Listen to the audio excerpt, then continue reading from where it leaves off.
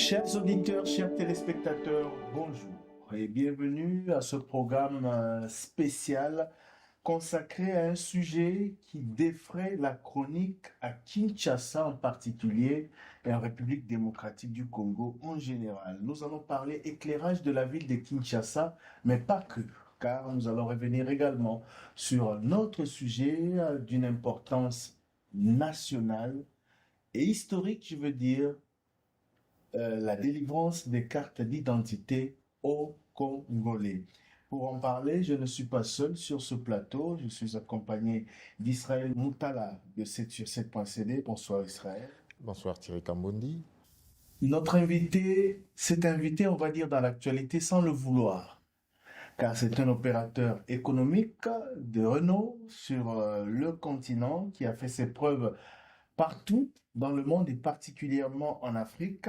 Lui, c'est Samba Batili. Il est le fondateur d'ADS Group, dont Solectra et Afritech sont les filiales. Nous allons parler de ces entreprises et vous saurez pourquoi. Tout d'abord, vous avez suivi depuis un certain temps les réactions croisées du ministre national des Finances et du gouverneur de la ville de Kinshasa sur ce projet lié à l'éclairage de la ville de Kinshasa. Les lampadaires que l'on place un peu partout, on parle surfacturation, chacun se dédouane et tire la couverture de son côté, mais qu'en est-il très exactement de ces montants que les Congolais commentent sur les réseaux sociaux et qui énervent certains? Monsieur Samba Batili, bonjour. Bonjour.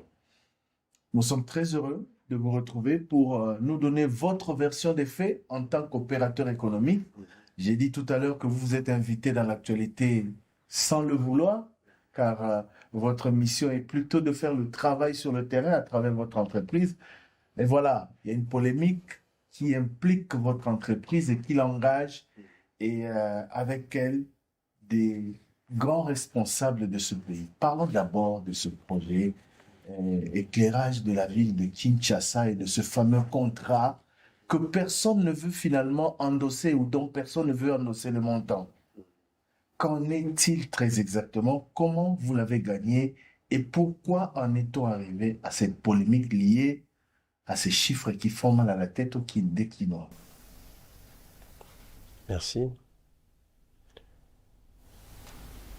Tout d'abord, j'aimerais vous remercier pour m'avoir donné l'occasion de donner aussi ma version des faits, parce que ça fait un moment que ces polémiques entrent.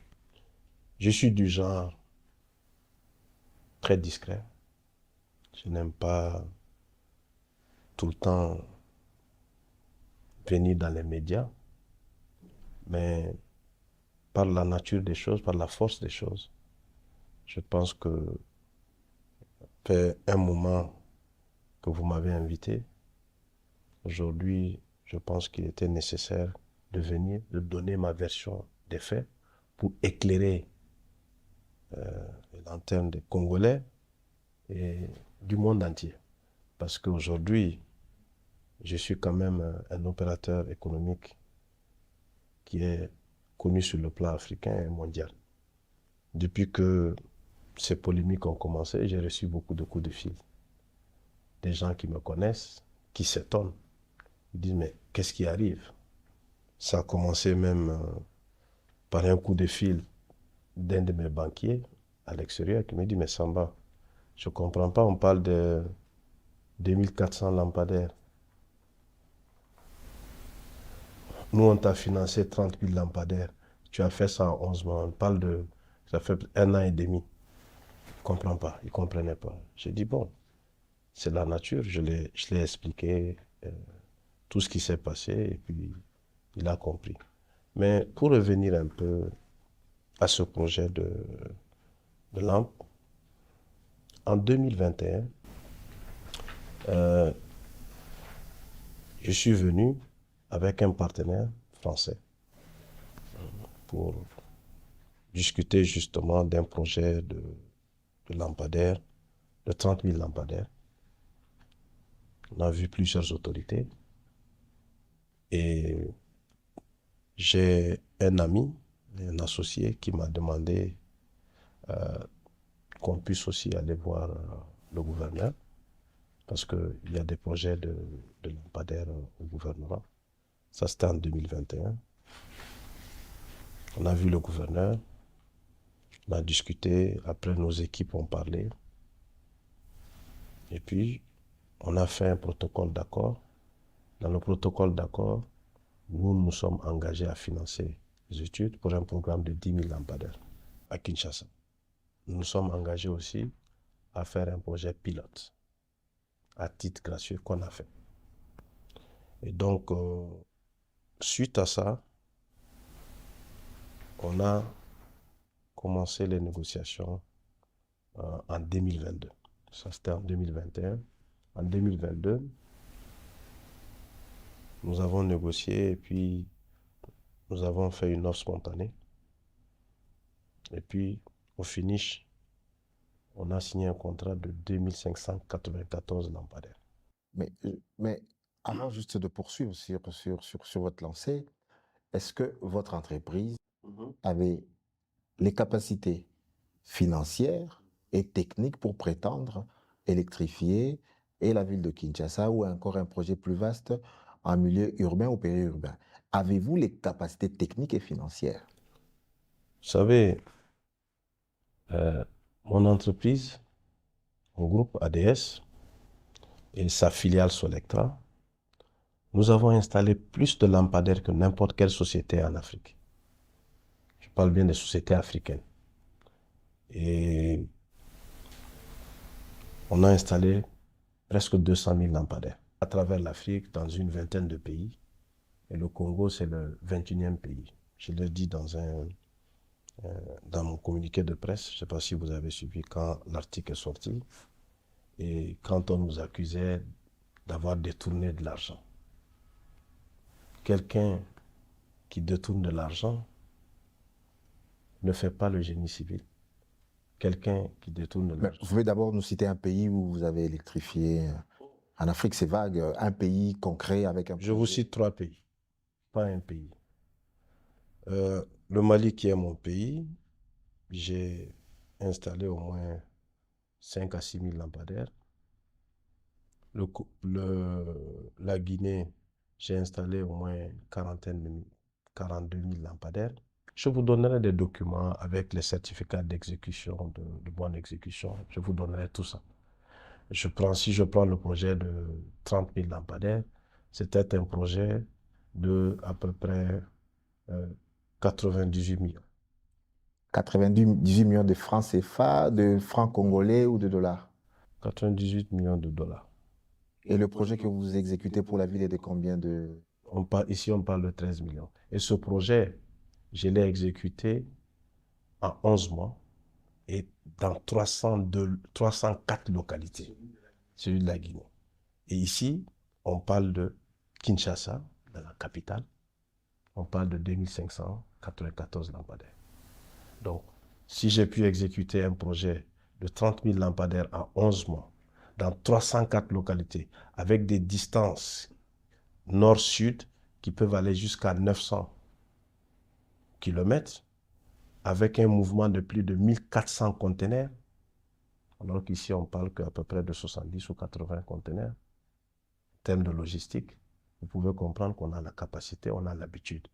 Le Congo n'est pas le premier pays où on a fait des lampadaires. Et pour la petite histoire, je n'étais pas venu pour un projet de 2500 lampadaires. J'étais venu pour un projet plus grand. Et c'est en attendant, parce que quand on vient dans un pays, on travaille sur des projets courts, moyens et long terme. Donc on s'est dit, bon, pour commencer, ça c'est un projet avec lequel on peut commencer. Sinon à la base, c'était même l'étude, c'était 10 000 lampadaires. On rappelle que vous êtes originaire du Mali, vous avez des entreprises installées un peu partout en Afrique, et qu'ici, vous êtes arrivé il y a un peu plus de 5 ans, et que vous avez progressivement pu installer votre entreprise ici également. Avant de gagner ce marché, on va parler également du contrat le plus important que vous évoquez. Alors, qu'est-ce qui s'est passé ici? Vous dites que vous avez négocié avec la ville, vous avez signé un protocole d'accord. Le contrat était de combien et quels en sont les détails? Le contrat était de 13 millions, 13 millions 600. Pour éclairer toute la ville, pour éclairer une partie de la ville. Pour éclairer une dizaine d'artères de la ville de Kinshasa, ce qui fait les 2594 lampadaires. Et donc, quand on a signé le contrat, c'était au mois de mai. OK? 2022. On a signé le contrat au mois de mai. Et pour bien structurer le projet, nous voulons avoir l'assurance que la mairie, le gouvernorat, avait la capacité de rembourser le financement qu'on pourrait amener. Donc, nous avons discuté avec le gouverneur et le gouverneur a proposé qu'on aille voir le ministre des Finances. On est allé voir le ministre des Finances. Nous avons eu des discussions avec le ministre des Finances. Le ministre des Finances nous a dit que, le projet est pertinent parce que ça va permettre de combattre l'insécurité et tout ça, qui n'a pas de problème avec le projet, mais que son problème, c'est avec le coût. Parce qu'on lui avait donné la copie et ça, c'était au mois de juin. Ça, c'était au mois de juin. Donc, vous êtes allé voir Le contrat a été signé au mois de mai. On a vu le ministre au mois de juin. Vous êtes allé avec le gouverneur? Avec le gouverneur, voir le ministre des Finances. Et le ministre des Finances nous a clairement dit que son seul problème avec le contrat, c'est le prix. Parce qu'il venait, justement, il y a quelques jours, parce qu'il nous a dit, de signer un contrat ou de payer un projet où les lampadaires étaient en moyenne 1500, 2000 dollars. Donc, il y avait des lampadaires à 1500 à 2000 dollars, alors que le vôtre était à plus de 4000 dollars. Le nôtre, si vous divisez ça par lampadaire, parce que je veux rentrer après dans la structure des coûts, vous allez mieux comprendre. Mais donc, les accusations de surfacturation, c'est par rapport au coût. Ces accusations là-bas sont légitimes. Des lampadaires à 1500, les vôtres à plus de 4000, qu'est-ce qui justifie cet écart de prix? Justement, c'est ce que quand le ministre a parlé de prix, il trouvait ça cher, j'ai dit, comparaison n'est pas raison.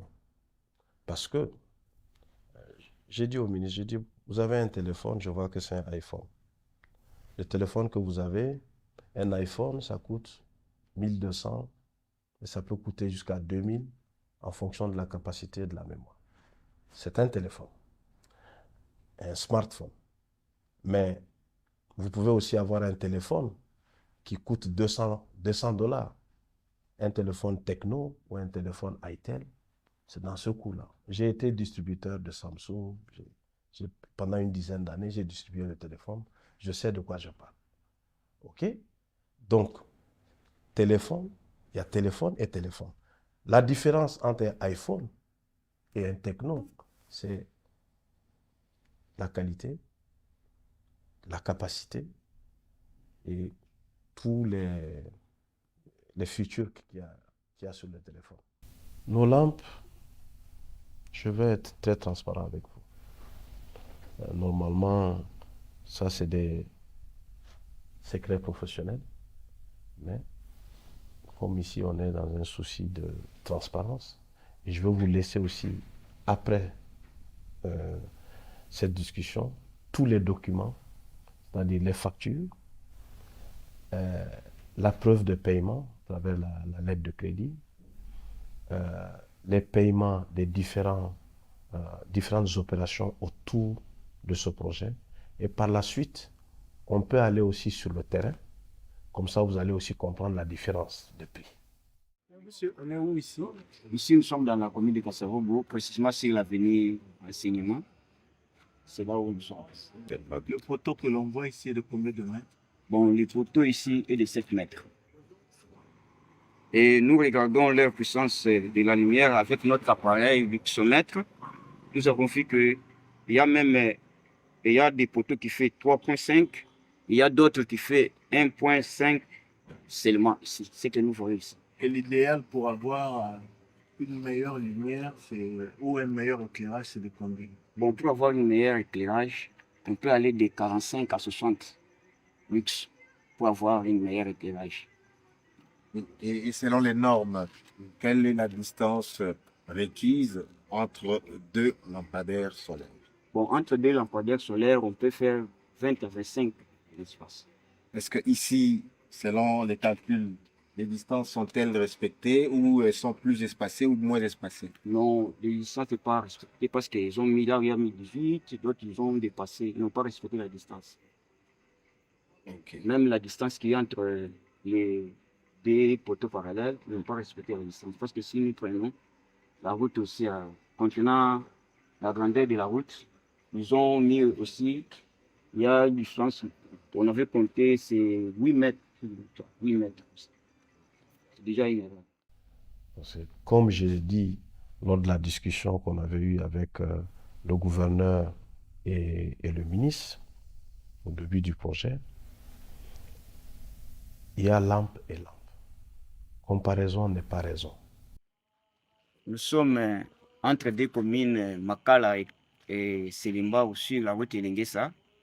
Nous voyons là où Soletrami, c'est lampadaire solaire. Quand nous regardons, nous voyons qu'ils ont respecté la distance de 25 mètres à chaque poteau.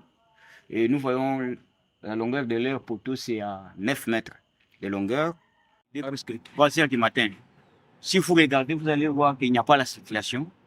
Comme les lampes sont faites avec un système intelligent, donc dès que ça arrive à 3 heures du matin, comme il n'y a pas la circulation, la lumière va un peu rebaisser.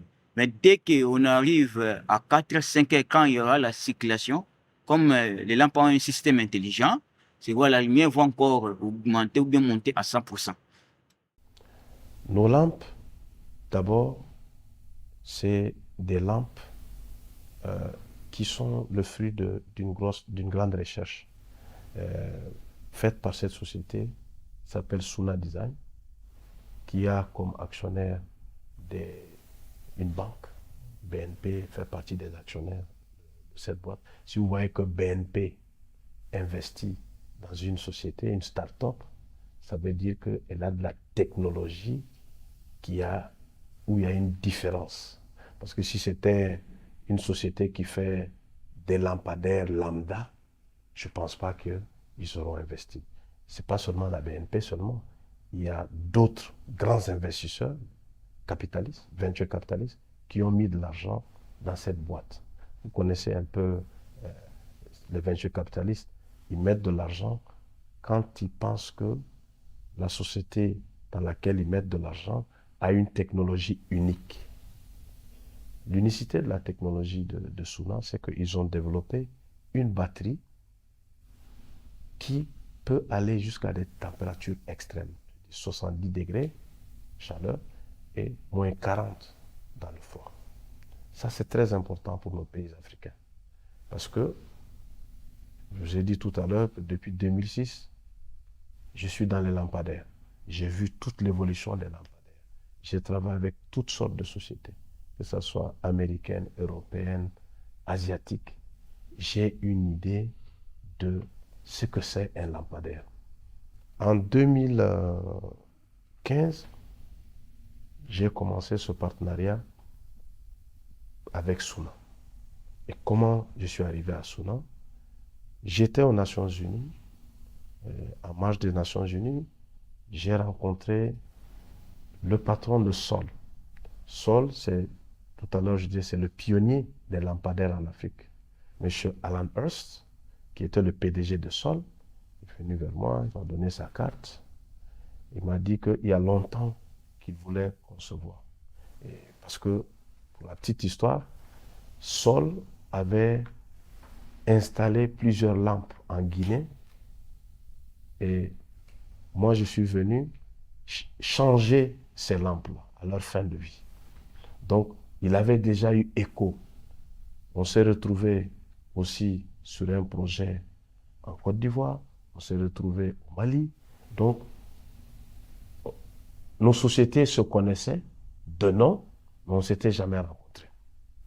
Quand je le rencontre, il me dit que c'est dommage, je viens de le connaître, il vient d'aller à la retraite et il vient de vendre sa société Sol à une société française.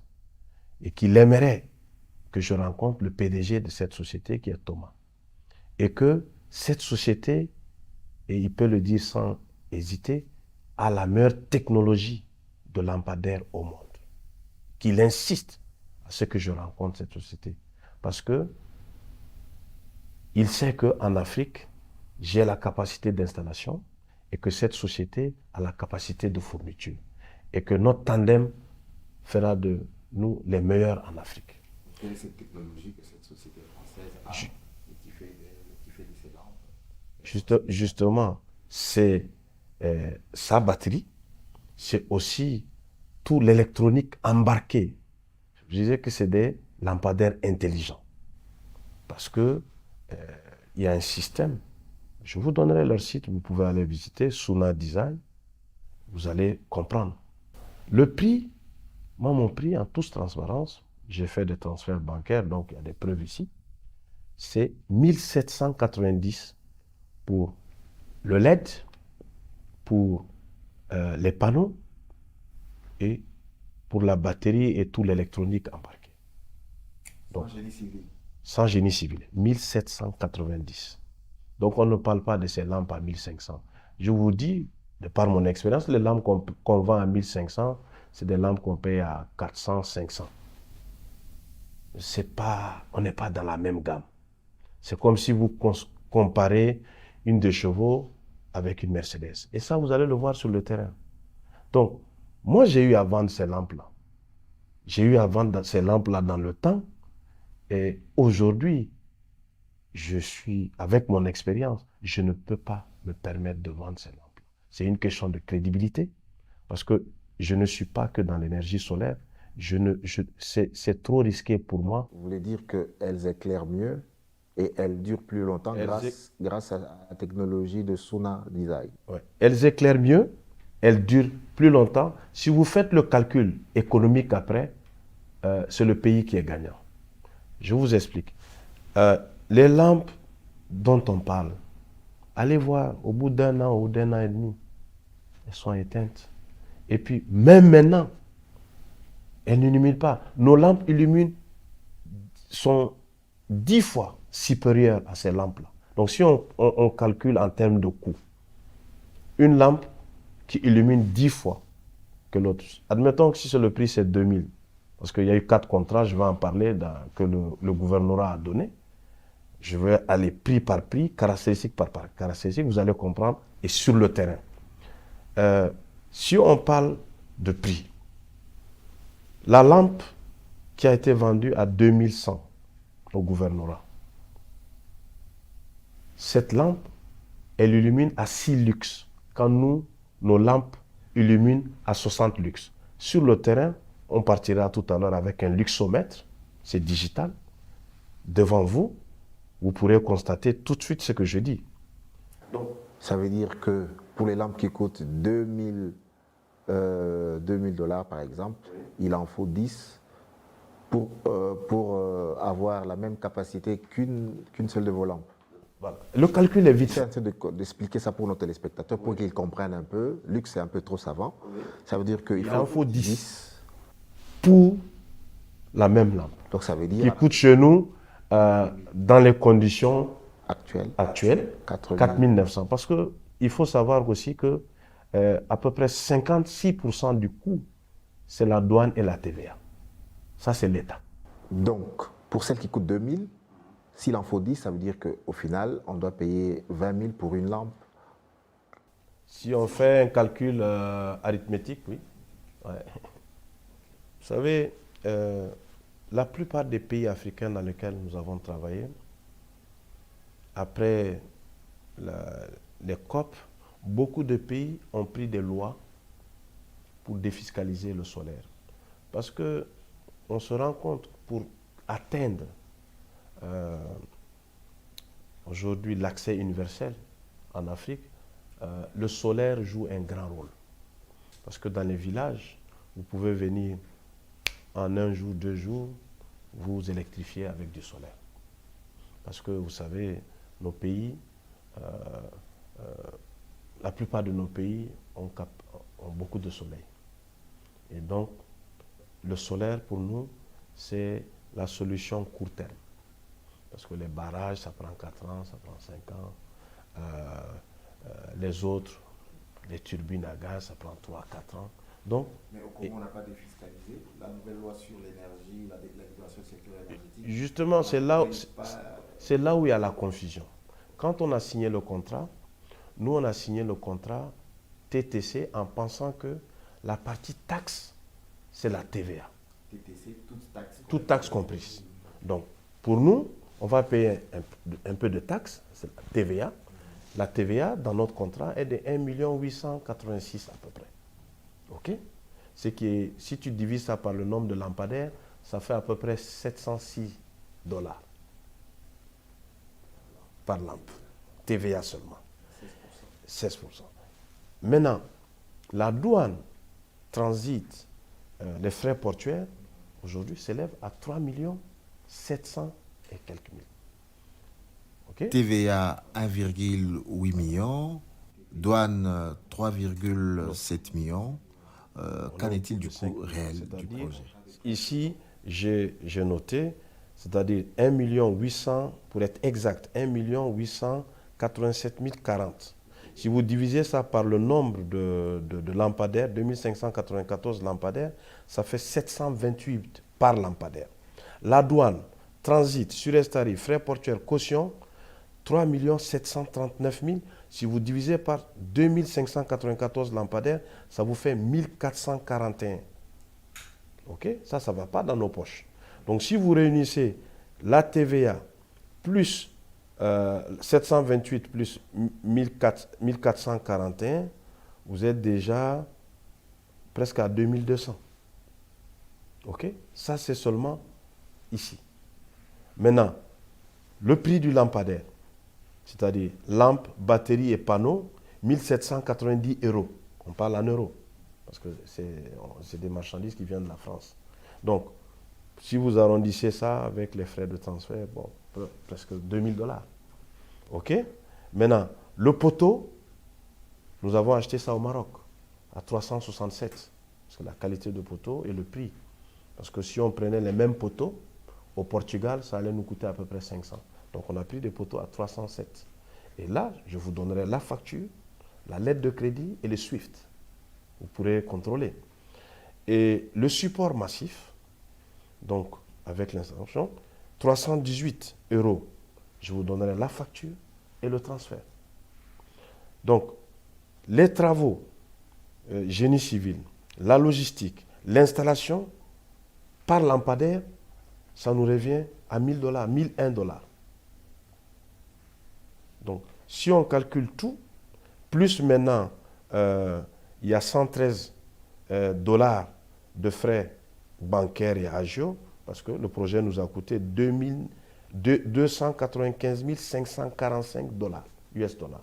Je pourrais vous donner notre élevé, vous allez le voir dessus, je vais le noter. Donc, le tout réuni, ça nous fait, si on paye la douane, ça nous fait un projet qui nous coûte 14 961 381 $. Ce qui équivaut à 6 066 US dollars par lampe.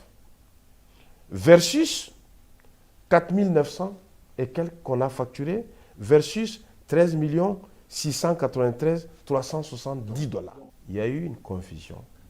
Sur la confusion qu'il y a eu, c'est que nous, on a pensé que la partie TVA, c'est ce qui est dans les taxes, toutes taxes. Par contre, on nous a aussi dit qu'il y a la loi sur l'électricité, qu'on peut bénéficier d'exo sur les droits de l'homme. La preuve. Donc la notion la de preuve, taxe, vous l'avez confondue à la notion de hors taxe. Voilà. Parce qu'on ne pouvait pas parler d'hors taxe. Parce que d'habitude, dans beaucoup de pays où nous opérons, nous faisons des offres hors taxe. Mais ici, on nous a dit qu'il faut qu'on paye au moins les taxes, la TVA. Donc c'est pour ça qu'on a fait TTC. La loi de 2014, la confusion dit que la loi est votée, mais les textes d'application ne sont pas en vigueur. OK? Bon, ça c'est notre premier projet au Congo. C'est le premier projet qu'on a eu. Donc, on n'a pas toutes ces informations. On a les informations des acteurs avec qui on parle. La preuve, je vous donnerai, nous avons fait une demande et la demande a été transmise par le gouvernorat aux différents ministères. Et puis, il y a eu un blocage à un moment. Après discussion, on a eu l'exo. Vous avez eu l'exonération. On a eu l'exonération. Qui n'a pas été... Qui n'a pas été appliquée. Parce qu'après, il y a eu un blocage. Parce que si l'exo avait été appliqué, on ne serait pas là aujourd'hui. Parce que, pour la petite histoire, quand on signe le contrat, on nous paye 30%. Quand on nous paye 30%, on fait tout le génie civil et tout le génie civil réalisé, ça équivaut à peu près à 35% du contrat. On fait la réception, tout, du génie civil. Au bout de 2 mois et demi, contrat signé en juillet, avance reçue le 22 juillet.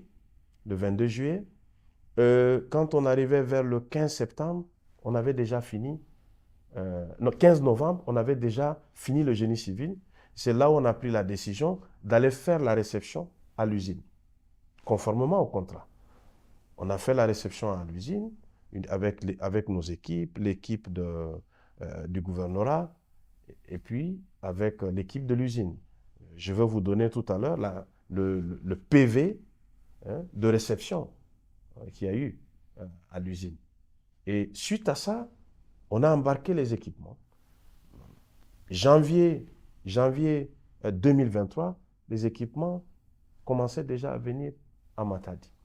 Donc, si vous prenez 2 mois et demi, presque 3 mois, pour les travaux de génie civil, 2 à 3 mois de shipment, de transport, on est à peu près entre 5 et 6 mois.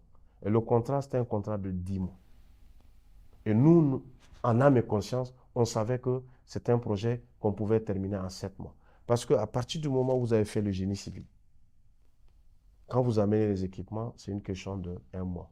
Pour la petite histoire, Elenguesa, les 200 lampes qu'on a sorties pour installer, on a installé Elenguesa en 2 jours.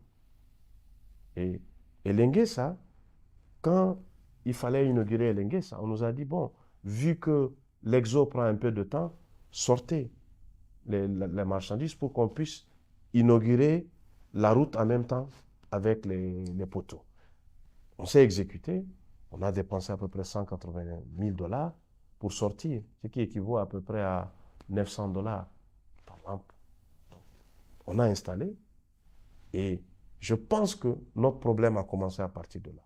Parce que le jour où on a allumé Elenguesa, tous les concurrents ont compris que nos lampes sont 10 fois plus supérieures. J'ai eu même un commentaire d'un technicien qui m'a dit que Samba, vraiment, vos lampes sont différentes de ces lucioles qu'on nous a installées. Lucioles, il m'a dit. Et vous allez le constater sur le terrain. Nos lampes sont 10 fois supérieures à ces lampes. Et donc, on ne peut pas comparer ce qui n'est pas comparable. Moi, là où on est aujourd'hui, on ne peut pas se permettre de mettre des lampes. Je suis venu au Congo pour travailler au moins 10 ans.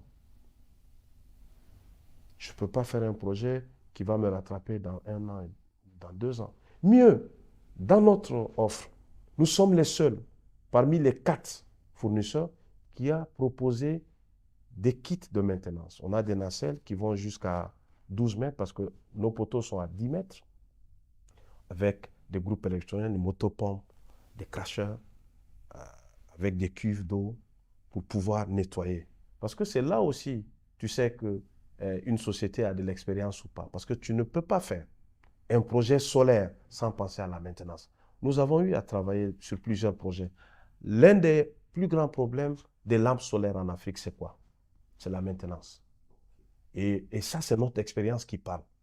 Et même l'équipe technique, dans notre offre, quand ils ont vu ça, ils nous ont plus respectés. Ils nous ont dit, vous savez de quoi vous parlez parce qu'un projet de lampadaire solaire, il faut en moyenne chaque 2 mois passer nettoyer les panneaux. Parce que, surtout dans nos pays, avec la poussière, les crasses qui se mettent sur les panneaux, ça bloque les rayons solaires. Et quand la batterie ne reçoit pas les rayons solaires, la charge, elle ne charge pas comme il faut. Et ça peut même gâter la batterie. Donc, nous avons mis, et dans notre offre, il y a 308 $ d'équipement de maintenance. Je vais vous donner tous ces détails-là, vous allez voir. Il y a 308, parce qu'il y a des nacelles de 12 mètres, des nacelles élévatriques avec des boutons. Vous appuyez, 2 personnes montent, ils font la maintenance, ils partent. Donc, tout ça fait partie de notre offre. Et je pense que, avec le temps, nous allons être des héros dans ce pays. Aujourd'hui, on parle parce que les gens ne savent pas de quoi on parle. Parce qu'il y a peu de spécialistes. Moi, je serais à l'aise si on me met en face des spécialistes de solaire. Parce que je peux défier quiconque sur ça. Mon expérience parle, mes références parlent, et il n'y a pas de magie, il n'y a pas d'inconnu dans ce business que je ne connais pas. Malgré la qualité de votre offre, on est dans l'impasse, le projet connaît du retard. Quelle sera l'issue de ce projet? L'exonération vous octroyée sera-t-elle finalement exécutée? C'est ce qu'on a trouvé depuis 2 semaines. On a trouvé une solution. Nous allons dédouaner et avec un échelonnement. Mais le prix ne va pas changer. Mais c'est dommage parce qu'on n'est pas une ASBL, on n'est pas une fondation. Et même si j'ai une fondation, parce que pour la petite histoire, quand je suis venu au Congo, quand j'ai créé mon groupe, j'ai créé toutes les filiales, j'ai créé aussi ma fondation, Fondation Volontaire d'Afrique. Et pour revenir même sur la fondation, j'ai eu à envoyer 2 conteneurs de moto que j'ai voulu offrir à un projet de jeunes. Mais jusqu'à présent, c'est un don que j'ai fait. Jusqu'à présent, les conteneurs sont au port. Ça devait normalement bénéficier d'Exo. On a tourné. Jusqu'à présent, et les conteneurs sont au port. On avait même promis. On m'avait présenté une dame avec qui on devait travailler sur des mototaxis pour les femmes. Et imaginez-vous quelque chose que j'ai offert, un don. Et ce n'est pas le seul. J'ai aussi offert des terrains de basket ici, avec la NBA, qui m'a coûté 250 000 $. Mais les terrains arrivés, ça fait plus de 6 mois. J'étais obligé de payer aussi ça. Donc, je peux comprendre que quand on est une fondation, on fasse des dons. Mais ma société Solectra, c'est une société commerciale. On ne fait pas un projet pour perdre de l'argent. C'est ça la difficulté de ce projet et le vrai problème de ce projet, parce qu'on parle de détournement. Quelqu'un qui veut détourner de l'argent ne va pas prendre 30% et faire le génie civil. Quelqu'un qui veut détourner de l'argent, il ne va pas avec 30% amener tous les équipements du projet dans le pays au port. Quelqu'un qui veut détourner de l'argent, il ne va pas garder pendant 1 an et demi tous ses employés, je continue de les payer. Donc, quelqu'un qui veut détourner de l'argent, il prend de l'argent, il part. Et moi, on parle de 13 millions. 13 millions. Rien que ce que j'ai mis en billets d'avion et en jet privé pour venir ici, ces 5 dernières années, ça dépasse 13 millions. L'hôtel où on est aujourd'hui, au Tana, demandez à la réception. Je suis à plus de 2,8 millions. Donc, vous investissez durablement au Congo, qui est votre que vous considérez comme votre seconde patrie. Bien sûr. Sinon, je ne serais pas là. Vous voulez la vérité? On ne peut pas donner à boire à un cheval qui n'a pas soif. Les gens qui sont les commanditaires de toute cette polémique sont connus. C'est des concurrents dans plusieurs projets. Et ces concurrents ont réussi à drainer avec eux des politiques, des gens de l'administration, pour atteindre leur but. J'ai été informé, pour la petite histoire, avant que le premier article qui sort un dimanche, je crois il y a à peu près 2 mois, J'ai un ami que j'ai connu à Bruxelles. Il est venu chez moi. Il avait insisté ce jour-là à me voir. Il est venu à la maison. On a discuté. Il m'a dit, Samba, j'ai participé à une réunion hier. Les gars ont décidé de t'abattre. À partir de la semaine prochaine, il y aura article sur article. Tu as un problème. Ils ont l'information avec ton projet solaire. Ils vont commencer par ça. Mais le but recherché, c'est de bloquer ton projet de carte d'identité.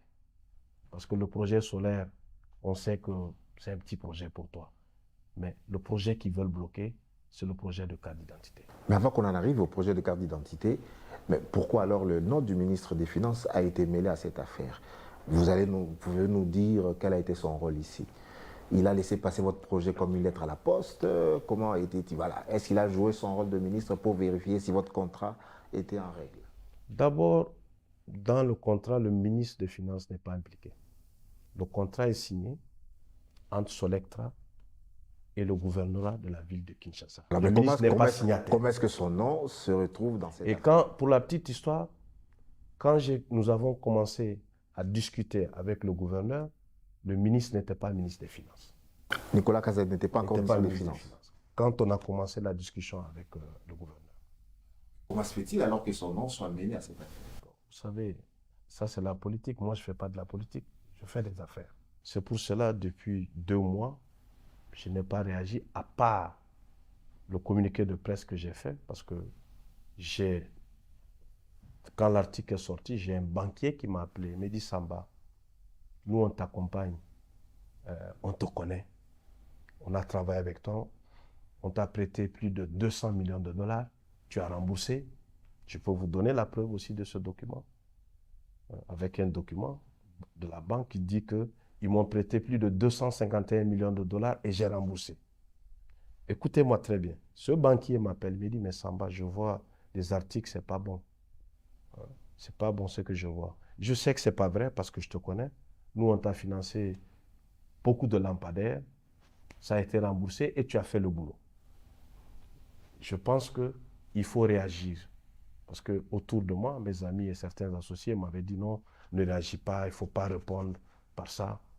Laisse, ça va passer. J'étais dans cette optique. Mais quand mon banquier m'a appelé le soir, le lendemain, j'ai appelé mon équipe de communication. On a fait ce communiqué de presse parce que l'accusation est grave. On parle de détournement. C'est comme si vous voyez l'article, je vais vous donner une copie de l'article. Samba Bachili, le PDG de Solectra, bloqué à Kinshasa, il aurait pris 13 500 000. Voilà. Comme si j'ai pris 13 500 000, je suis parti avec. Donc, c'est pour ça que j'ai réagi. J'ai réagi pour démontrer que je n'ai pas pris 13 500 000. J'ai d'abord pris 4 millions, conformément à tout contrat, 30%. J'ai fait le boulot jusqu'à hauteur de 35%. Avec ces mêmes 30%, vu qu'on avait sécurisé avec une lettre de crédit, tous les produits sont arrivés en République démocratique du Congo. On ne peut pas parler de détournement. Les produits sont arrivés. Là où on en est aujourd'hui, c'est très simple. On est arrivé à une décision. On sort les équipements la semaine prochaine, on les installe. Je vous invite, dans les jours à venir voir ces lampes dans plusieurs artères.